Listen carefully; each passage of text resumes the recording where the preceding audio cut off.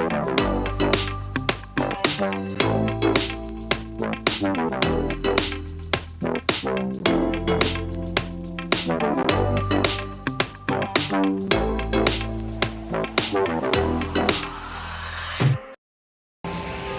นี้มาทดสอบถ่ายวิดีโอด้วยกล้อง Google Pixel 6 หน่อยแล้วก็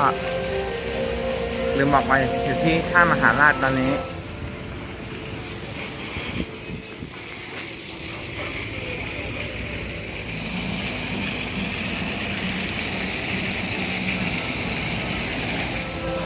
เดี๋ยวจะเจอติ๊ดกำลังมาติ๊ดมาแล้วอ้าวกำลังกันเดินไปถ่ายวิดีโอคนนั้นกูบอกว่านั่นคือติ๊ดไม่ใช่ดูข้างหลังเห็นเปล่า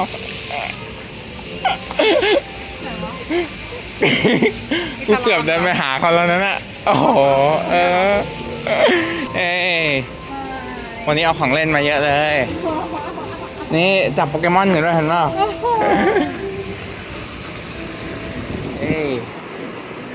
ไอ้นี่มือถือใหม่ Google Pixel 6นี่แต่วันนี้ลองถ่ายลองไปกล้องนี้จะเอากล้องใหญ่เหมือนกันนะมันจะต้องถ่ายรูปถ่ายวิดีโออยู่ดีผมไม่อยากเห็นคอมนิ้วออกมากลางเลยเนี่ยอ๋อเนี่ยเมื่อคืนจะถ่ายให้ดูแต่ว่าคือตอนแพ็คก็ลองแพ็คก่อนว่ามันเข้ากระเป๋าหมดไหมปรากฏเสร็จแล้วโอ้ขี้เกียจลืมมาถ่ายแล้วไม่เอาเอามากลางนั่งไหนเดียวเอากล้องเกมบอยมาด้วยโอ้ยแมวนั่งข้างนอกใช่ไหมหนาวเหรอโอ้ยข้างนอกได้บรรยากาศอ๋อโอเคเดี๋ยวตามไปเดี๋ยวรอน้ำกันโอเคไปจองโต๊ะอะไรเดี๋ยวโต๊ะเต็ม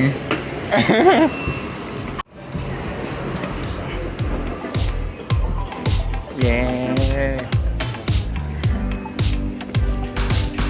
คือการที่ถ่ายวิดีโอด้วยมือถือได้มันแบบสะดวกมากเลยไม่ต้องแบบหยิบกล้องใหญ่มาเลยนะอยากไปญี่ปุ่นกำลังจะพูดถึงญี่ปุ่นเหมือนกันเลยไม่ไหวอันนี้เนี่ยรู้ได้ไงว่ามิวอยากไปญี่ปุ่นรู้ว่ามิวอยากไปญี่ปุ่นเพราะว่าเราอยากไปญี่ปุ่นเกือบแล้วเนี่ยเกือบพักคนอื่นมันติดแล้วอ่ะคนชอบเลยติดพักก่อนเราไม่น่าจะใส่เดรสนึกว่าแบบไปทำงานมานะแต่ว่าเห็นหน้าเขาจืดมากเลยก็เลยการทำงานเปลี่ยนลงไปขนาดนี้เลยเหรอแรงเคาะกันเดี๋ยวเข้าตัวนี่กะว่าจะเอาโปเกมอนคริสตัลมาเล่นในรถแต่ว่าไม่เคยได้เล่นเท่าไหร่เล่นแต่เล่นโปเกมอนโกแล้วนี่นะมีกล้องโปเกมอนกล้องอยากให้แบบมิวแบบเอามาวางเรียงอ่ะไม่เอาพื้นมันสกปรกอ่ะดูกล้องไหมดูสินะกลัวหายมากเลยเนี่ยอันนี้แบบมูลค่าแพงมากถ้ายังไม่แกะมันขายราคาเป็นล้านเลยนะจริงเหรอ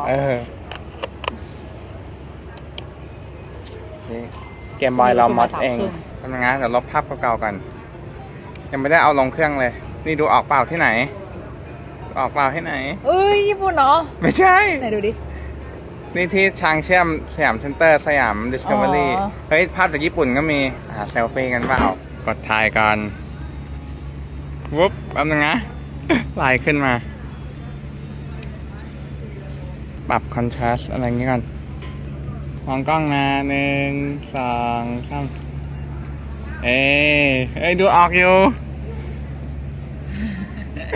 เอาบอกก่อนวันนี้ไหนๆว่ามาวัดพระแก้วแล้วก็เลยเอานู่นนี่มาถ่ายด้วยเลยเอากล้องเกมบอยมา1นี่ว่าถ่ายวิดีโออยู่หรอกล้องโพลารอยด์เอาเดี๋ยวนี้เราเอาที่นี่มาด้วยนับ3 2 1แล้วถ่ายจะได้มีรูปด้วยกันได้แต่ไม่มีขาตั้งกล้องนะก็อาจจะตั้งบนกล้องนี้อีกอย่างตอนนี้กล้องกำลังใส่ฟิลเตอร์ Black Promise อยู่ด้วยไม่ใช่ Black Promise Moment Cineboom ทำให้ภาพมันดูเหมือนแบบฟุ้งๆหน่อยด้วยนะเปรียบเทียบให้ดูถ้าเกิดไม่ใส่อันนี้ไว้ไปดูในจอใหญ่ตอนตัดต่อเสร็จแล้วกันเป็นแบบนี้อันนี้ดีกว่าวะใส่อันนี้ดีกว่าเหรอทำไมไม่รู้ดิรู้สึกว่าแบบมันฟุ้งกว่ามันมีความแบบมันจะลบความแบบรอยเบลมเลยบนหน้ารอยดำอะไรเงี้ยนี่เพิ่งไปหาหมอกดสิวมาแล้วก็มีกล้องนี้ด้วย Contact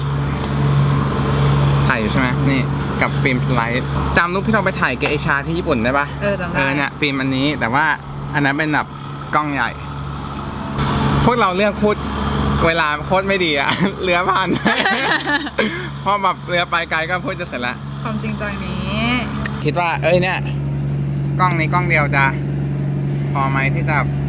ถ่ายบล็อกทั้งวัน แต่ว่าเอาจริงนะคงแบบไม่ได้สลับไปสลับมาถ่ายนู่นถ่ายนี่หรอกทั้งกล้อง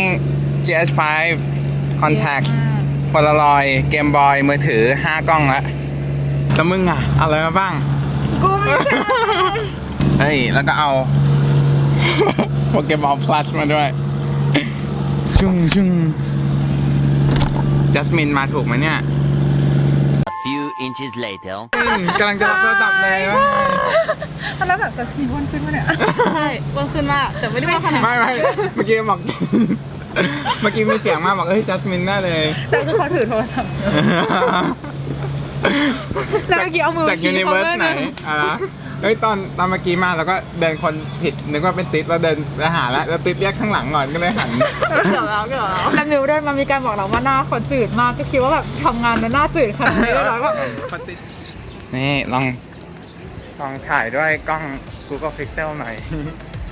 เฮ้ยวิดีโอดีขึ้นกว่าอันก่อนมากเลยใช่ติดอยู่ที่ตรงนี้แล้วนี่ทางออก เฮ้ย เราประทับใจกับคุณภาพของภาพมากดูดิ สวยอ่ะ นึกว่าเขาเที่ยวกันเสร็จแล้วก็เรามาที่หลังอะไรอย่างงี้ เป็นไรที่เห็นกล้องเราต้องบายบาย นี่เหรอโอ้ยหนักอะอยากใช้ให้มันเบาๆวันนี้ เริ่มคิดจริงจังว่าจะใช้มือถืออย่างเดียวถ่าย เดี๋ยวใช้ Magic Eraser ลบพวกนี้ออก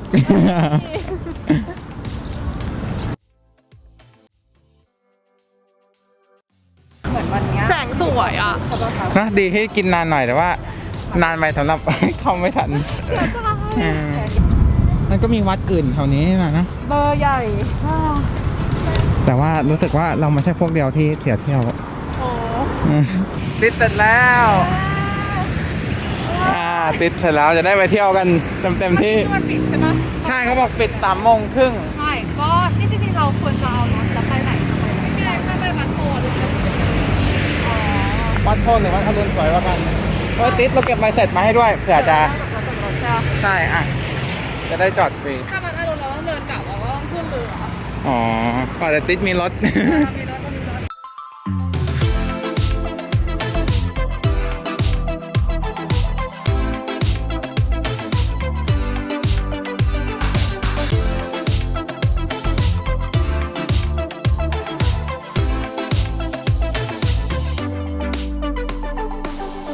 โอ้ย รถมาพอดีเลย อ้าว โอ้ยบังวิว อะไรกันเนี่ย น่ากลัวคนเดินมา โอ้โห เอ้าอะไรจะพอดีขนาดนี้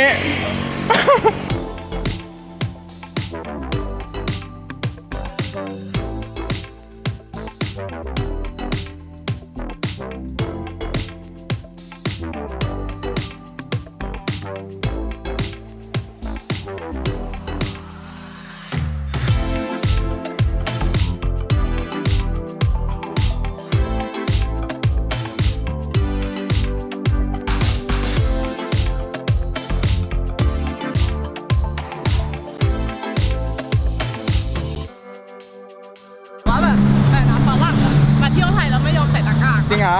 แต่ดูคนไทยแหละ ไม่แต่มันไม่มีใครไง มันไม่มีใครช่วงนี้เห็นเปล่า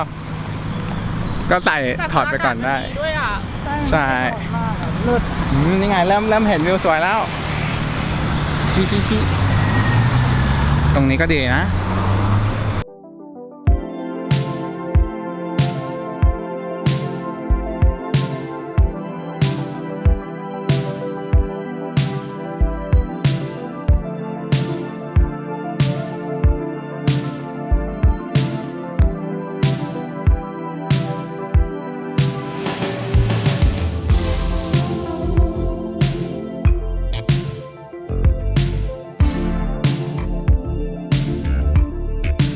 รถไฟฟ้าอย่างเงี้ยเหรอ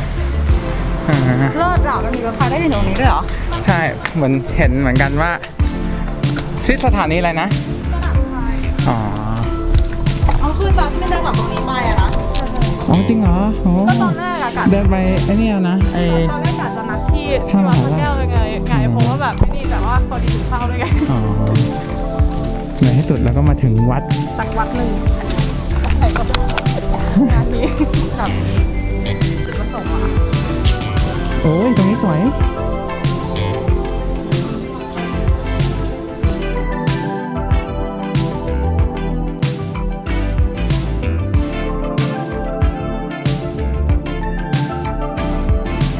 ไหนตรงนี้เป็นอะไรวะโอ้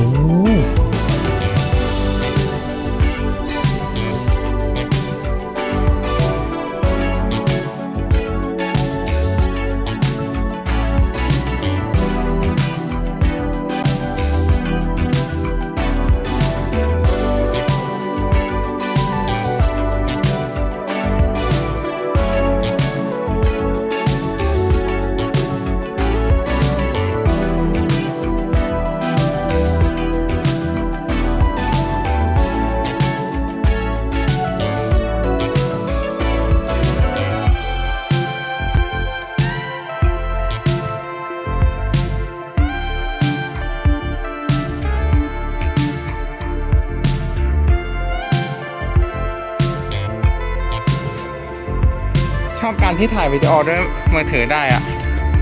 มันอาจจะฟังดูเหมือนคนแก่พูดไปหน่อยแต่ว่าเราโคตรแบบ grateful กับการที่เทคโนโลยีทำให้อะไรง่ายขึ้นดูดิใช่คือเราตั้งแต่เด็กสงสัยมาตลอดแต่แบบคนสมัยอยุธยาสมัยอียิปต์อะไรเงี้ยแบบเสียดายมากที่ไม่มีใครถ่ายวิดีโอ หรือว่ามันถ่ายมันไม่ได้อะไรนะอ๋อถามว่าอยุธยาคือยังไงอะเหรอใช่ก็ไม่เราหมายถึงกับหลายๆจุดในอดีตอะสมัยเราหนุ่มๆอะสมัยกรุงแตกอย่างเงี้ยคนเลยโอ๊ยดูปากกันแล้วว่าเรามีอายุ 7,000 ปีก็เดี๋ยวนี้ทางนี้พกโกโปรไงบ๊ายบาย เดี๋ยวจะกินข้าวมันก็เพิ่มแบบ ใต้เหงื่อ แล้วว่าจะมา ใช่เจอกันพวกเราก็อยู่คุ้มเวลาเหมือนกันนะเนี่ยมืดแบบเสร็จตอนแสงหมดพอดีไอ้เราเกมเต็มเลยแนะนำให้รู้จักกับโปเกมอนของเรา